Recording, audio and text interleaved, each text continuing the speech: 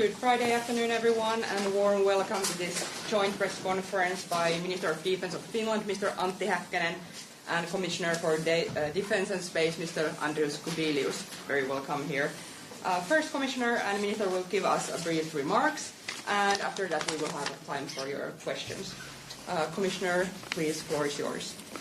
Well, thanks a lot, and first of all, thanks a lot to Minister, who hosted today both our bilateral meeting, but also we had a chance together to participate in a very important high-level video conference, which we organized, and which was, as you know, devoted to a very clear goal to discuss among, let's say, so more or less frontier countries, development of a very important project, common project, regional project, what we call drone wall. Drone wall we see as part of bigger project, which now is called Eastern Flank Watch, which has perhaps three components. What they call ground wall, it's what some countries are developing, so-called anti-mobility means, on the borders. Then drone wall, how to stop what we have seen recent time. During recent days, I will not tell you what we have seen. Of course, we understand all that those, provocations, testing, are very dangerous. And the last one is what we can call again, very symbolically, maritime wall. Because countries like Romania, like Bulgaria, also us, we need to be ready also to defend ourselves against any possible provocations from seaside. So we had today defense ministers from frontline countries, Bulgaria, Estonia, Finland, Latvia, Lithuania, Poland, Romania, and we were also joined by Hungary and Slovakia. And we had also High Representative and Danish Council Presidency, Danish Defense Minister. Also, we had very good opportunity and a lot of attention was paid to very substantial and very informative presentation by Minister of Defense of Ukraine, Danish Michal, shared really invaluable battle-tested expertise. And also we had NATO representatives also as observers of our discussion. As I said, that really we are facing clear challenges. Russia is testing the EU and NATO, and our response must be firm, united, and immediate. And at today's meeting, we agreed to move from, let's say, discussions to concrete actions, and we agreed on most important points that Eastern Flank Watch, with the drone wall at its core and as some kind of priority for the moment, will serve over Europe.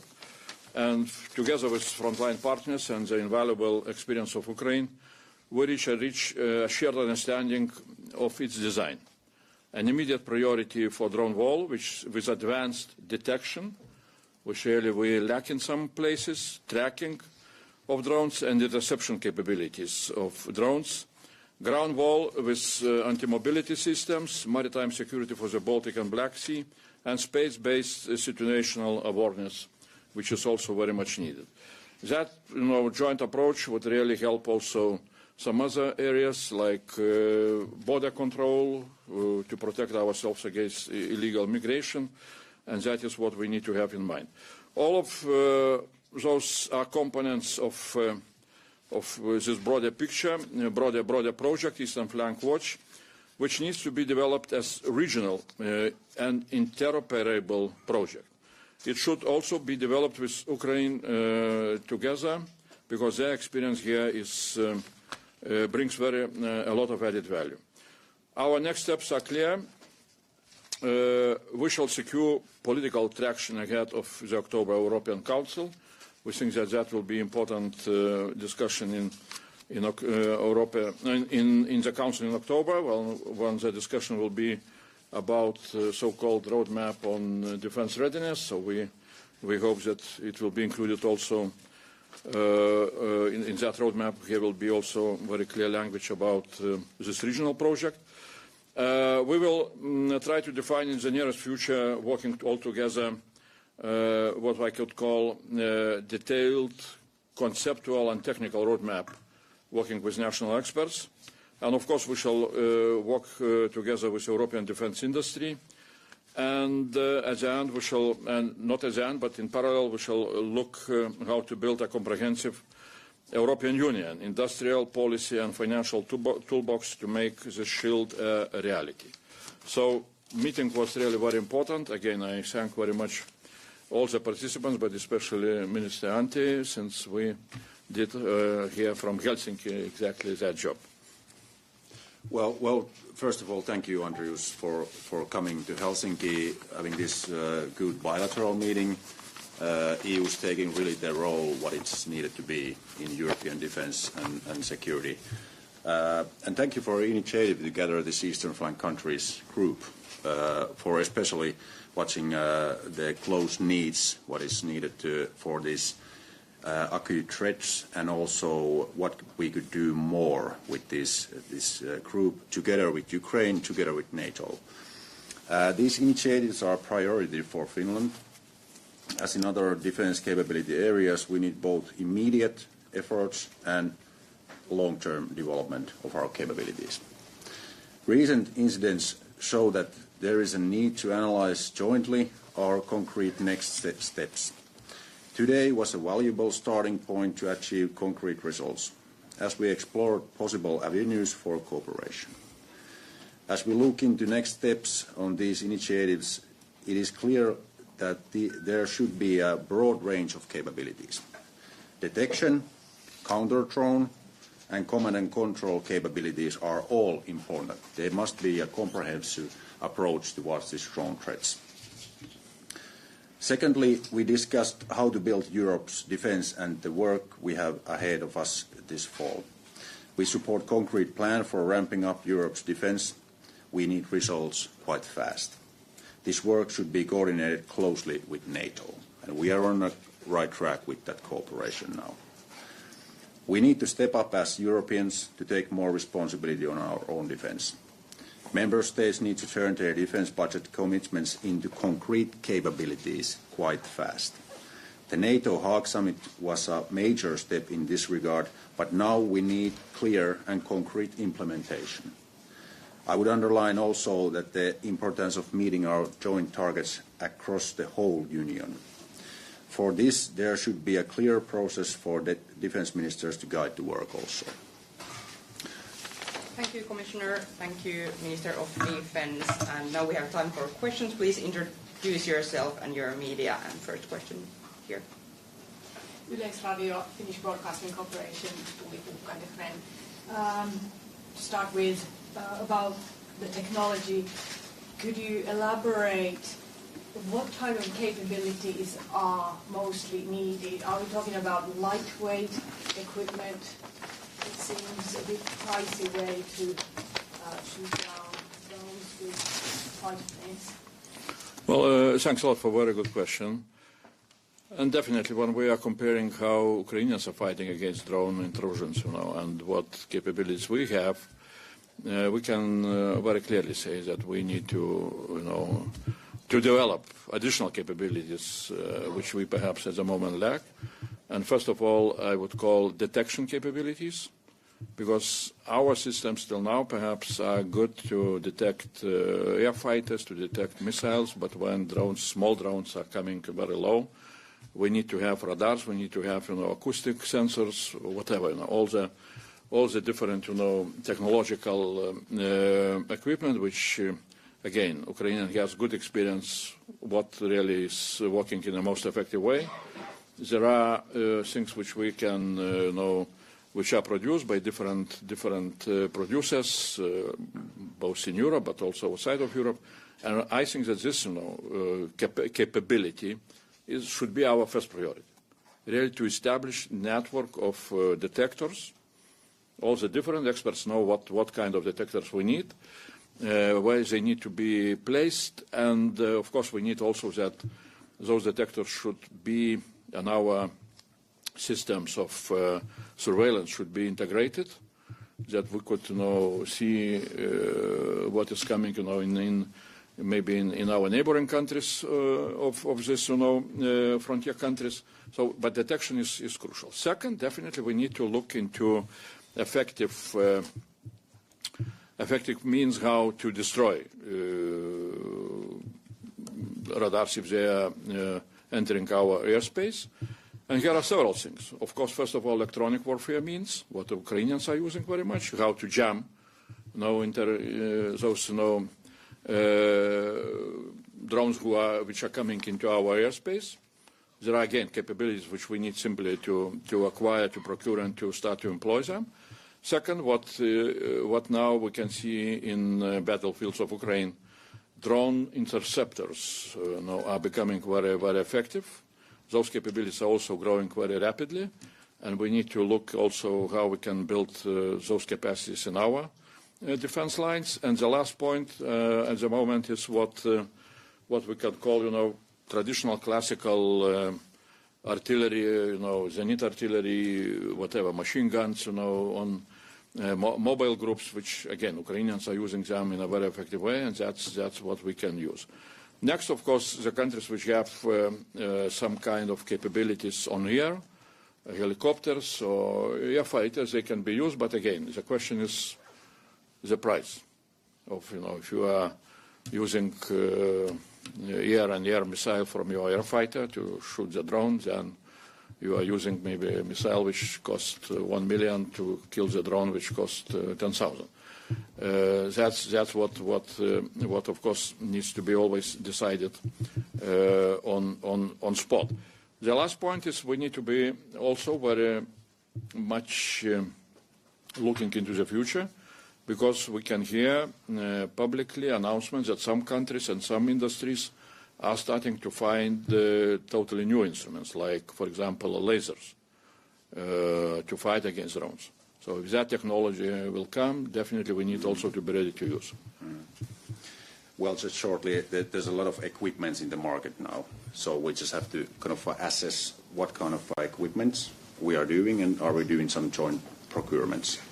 And of course, like I said, it's a comprehensive system. It's a multi-layered air defense system where you have to kind of at the same time take care of ballistic missiles, cruise missiles, and countering drones. You need sensors, radars, and command and control structures. So it's not an easy only one component, and every country has kind of a different, little bit different systems. For example, Finland has a really different system compared to some other countries. So that's why we have also our kind of own proposals in this project. How much can we use Ukrainian know-how? Of course, they are key players here. They have the best knowledge in Europe. Bloomberg and then Reuters. Kirsi Heikkinen from Bloomberg News. Commissioner, you said that we will build a comprehensive EU financial toolbox to make this shield a reality. Could you tell us more about that? Will there be a specific funding for the drone wall or for this new system you've been discussed? Well, it will need to be decided by leaders of the countries, by UCO, At the moment, we perhaps need to look how to use those instruments which are available, like safe loans. That demand quite, rapid agreement on, if we are looking for some kind of joint procurement. So we need to do that very quickly, because end of November is the last date when member states need to present their investment plans or joint investment plans. So that is one possibility. Next, what we need also to see, and we were talking about that, so-called EDIP program, European Defence Industry Program, regulation on that is coming. The last stages, I hope that concluding stages of trialogue negotiations are going on. Perhaps at the beginning of October, we hope that we shall finish then. EDIP really is bringing, first of all, new industrial policy instruments, like so-called European defence projects of common interest, DPCI, which would really allows, some kind of such regional projects to become really a project of common European interest, and that creates, some new possibilities. And also, very important is in EDIP also totally new legal idea, legal proposal, so-called SIAP, which difficult to even to remember all the what's in structure of European armament program. Yeah, that's But it allows to create again some kind of legal basis for member states who want to join into some kind of regional project, collective project, and that legal basis then allows to have some very important benefits. For example, to have much more effective procurement system. That's what is important if we want very rapidly to develop needed projects which will require procurements. It will allow also to have some benefits with exemption from VAT taxes and so on. Those are some possibilities which are coming with EDIP, but EDIP also is coming with new budget line, not very big at the moment, 1.5 billion. We're still negotiating, and the European Parliament is very strong, demanded to have more financial resources in this program. We shall see how it will go. But definitely in UCO, I think that also the questions can be raised about the possibility to find some kind of new financial instruments, but that should be decided at that level. Yeah. Well, nothing to add. Okay. Then Reuters and there. Thank you. Anna Kalman for Reuters News. I would like to ask Commissioner whether there is any concrete timeline for this project. Timeline is one, which I can announce. We agreed that ministers will delegate what we call Sherpas for this project, and we want to have very soon meeting really of Sherpas where we will start to develop more concrete roadmap on all the development of the project. My intuitive thought is that really, as Minister said, there are different options, different national developments. We need to see what is at the moment, what is the most urgent priority. Since again, that can be a little bit different from different countries, but what I see, for example, Baltic states, Poland, and especially those provocations with the drones, recent ones, I see as a priority really, first of all, to have effective detection system. Effective detection system, because that, from my point of view, is lacking at the moment. And if we shall not see, who is flying in, then definitely, everything else will not be working. Some experts are saying that substantial part of the whole project of drone wall can be developed during 1 year period. I am not sure if that's very precise. We shall work with our experts to look into what is really needed and how quickly we can do, especially learning again from Ukraine and learning not only about technologies but what is very important in my view, what Ukrainians are bringing. What sometimes we are forgetting is the whole ecosystem around.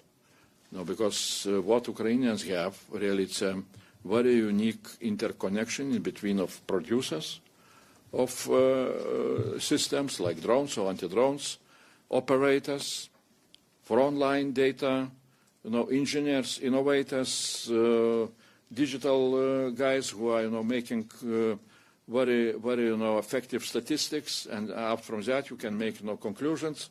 Is your equipment working or not? Because Russians are also good in developing new systems, and then they can jam your drones, and so on and so on. So this is this ecosystem which would allow you to be permanently able to innovate and to be ready to defend yourself against whatever is coming.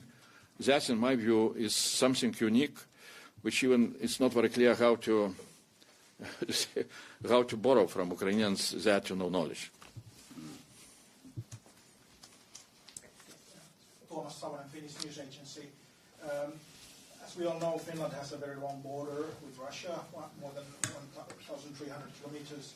So how do you see this border? How big a challenge is it for the drone wall? And would this drone wall cover the whole Finnish-Russian border?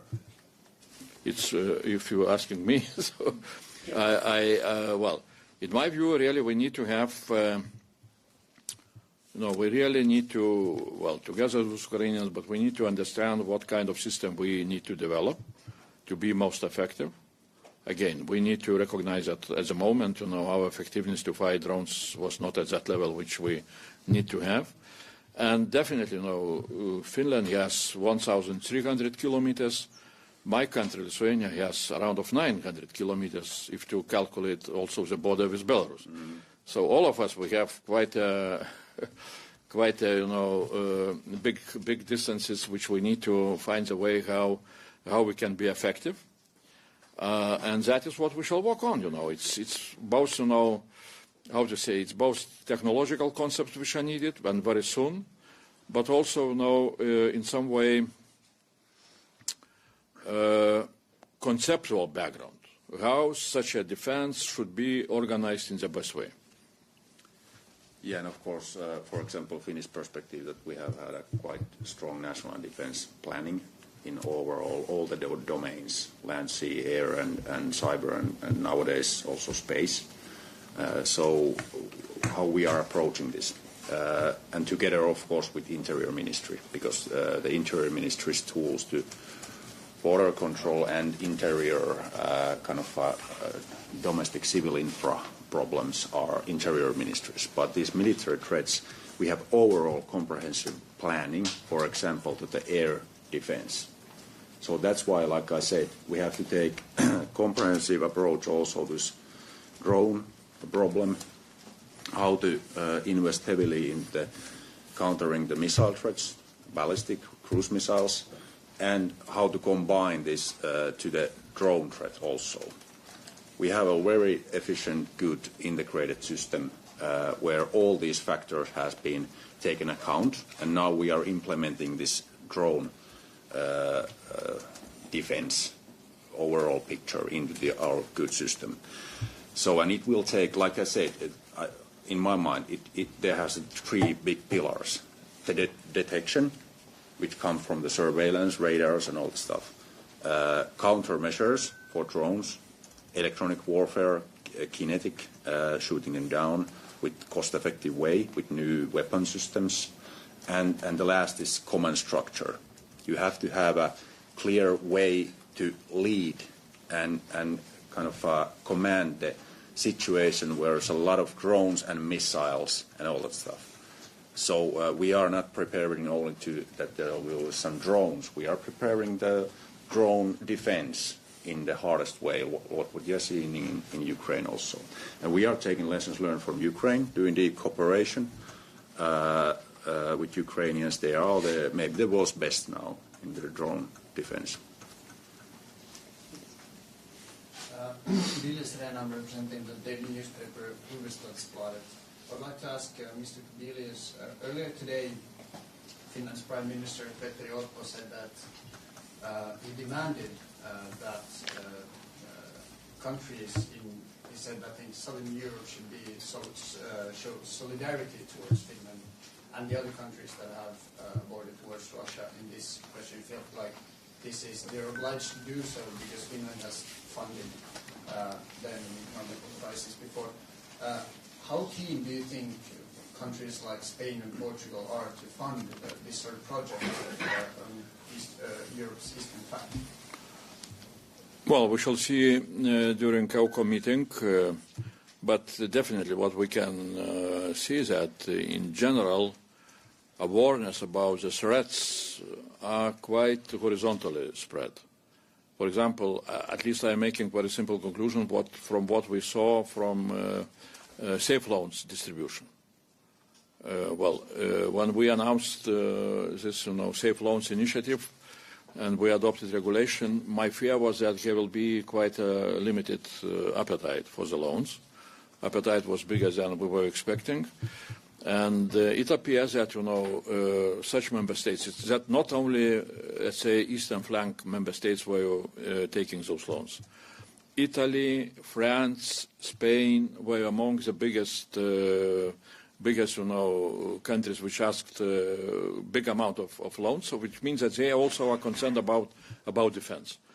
And definitely everybody understands that now, the countries of what we call frontier countries are defending not only themselves, but they are defending the whole Europe. And simply, logical is to invest into this defense of Europe, European resources as they are available. The question in which form, how they can be done, that is, of course, for financial people to find the best way. What we need to remember is that really Europe is, European Union and member states are, we can forecast quite big amount of money starting to come into defense. I'm always using very simple calculation.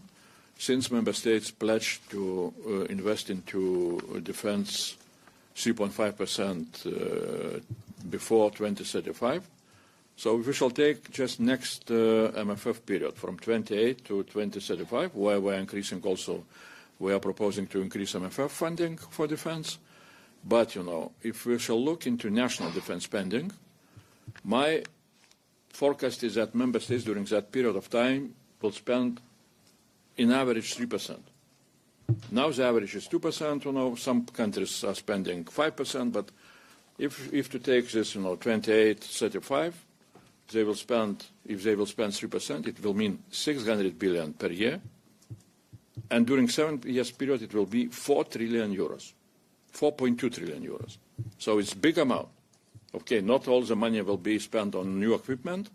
Some money is spent for salaries and pensions, but nevertheless, it will be, really several billion euros which will be spent. The question is how we can arrange some kind of, financial mechanism that those money should come earlier than later, because we cannot wait till 2035, and to invest those money only at that period of time.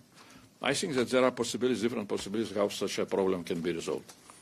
And of course, we think that because Northern Europe was quite solidarity to the Southern Europe during the pandemic, so now it's our turn that the Eastern flank countries and the Northern Europe's countries must also have the solidarity from the Western and Southern Europe.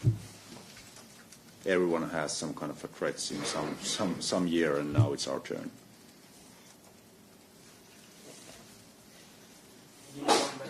From Iltalehti.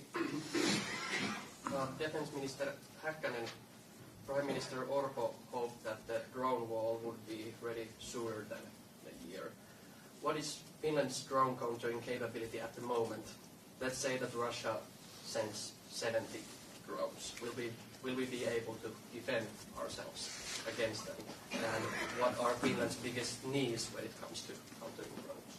Of course, the Finnish tradition is that we are not saying aloud what kind of weapons or capabilities we have exactly, because we have planned to manage by ourselves, and we have a good defense. We have taken account all the threats, what we have also noticed from the Ukrainian war, but still we know that there's a lot of things to develop and invest heavily.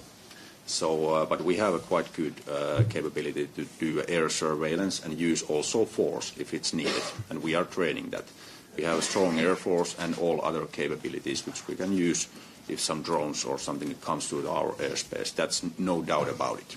But still we are using our heavy investments in defense to also the drones now. But for example, when I said last week that we are now starting this new land domain, land forces reform, it will have about 10 to 15 billion euros, and there's also a part of drones. So we are taking this comprehensive approach to drones in all the sectors. MTV News. Do you want this drone wall to be in use only in the eastern flank borders, or should there be also protection for critical civil infrastructure, for example, airports and power plants, with this drone wall? Well, if you look geographically, in each country, definitely there needs to be very concrete plans how that drone wall is metaphoric. It's how to not to allow enemy drones, to hit the targets in your territory. So that will be decided, by member states themselves, with experts, with, maybe some also with NATO defense concepts, that will be agreed. Second, when we are talking about eastern flank watch and all those drone capabilities, drone wall, my view is that there can be interest from other countries also to join, because who knows what is coming next in terms of possibilities of provocations, testing, and so on. Perhaps you also you can read now. Some experts are saying that Russians can use, for example, this shadow fleet ships, using this technology that Ukrainians used in faraway Siberia, so-called web operation. That on the ship you can have containers, you can come to the coast of the whatever country or whatever port, and then you can send drones, to make either just provocation, hybrid provocation around airports or around ports or something even more. So that's why I'm saying that we shall see how that interest in development of those capabilities will appear in other countries, but we need to be ready really that this can be much broader. Thank you. I think this concludes this press conference, and have a good weekend, everyone. Thanks a lot. Okay. Thank you, Minister. Thank you. Thanks a lot. Thank you for the visit. Thanks for hospitality. All right. Now, shall we go with hospitality?